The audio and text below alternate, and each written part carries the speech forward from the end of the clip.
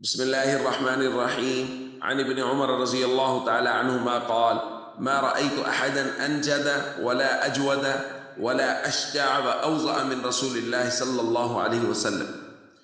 ابن عمر رضی اللہ تعالیٰ عنہ بیان فرماتے ہیں، میں نے نبی کریم صلی اللہ علیہ وسلم جیسا ماہر، حضور جیسا کوئی سخی، حضور جیسا بہادر اور آپ جیسا کوئی روشن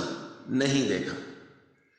حضرت انس بیان فرماتے ہیں کہ رسول اللہ صلی اللہ علیہ وسلم ازہر اللون، نبی پاک صلی اللہ علیہ وسلم روشن رنگ والے تھے، کأن عرقہ اللؤلؤ، حضور کا پسینہ گویا کہ وہ موتی ہوتے تھے، چمکتے ہوئے خوبصورت۔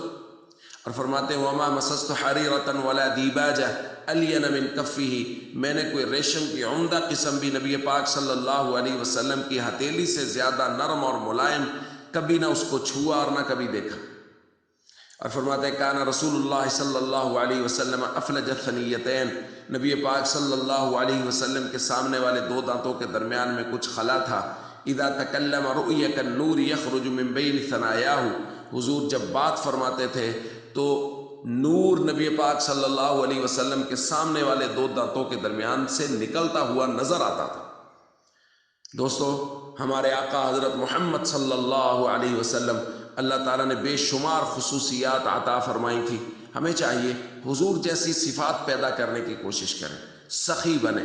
بہادر بنے، دینی حمیت پیدا کریں، جہاں مسئلہ دین کا ہو جان کی بازی لگائیں، تن من دھن کی بازی لگائیں، عزت کی نبی پاک صلی اللہ علیہ وسلم کی عزت کا مسئلہ ہو، صحابہ کرام و اہل بیت کی عزت و ناموس کا مسئلہ ہو، اپنی جان کی پرواہ نہ کریں، بہادر بنے اور نبی پاک صلی اللہ علیہ وسلم کے جیسے سخی بنے،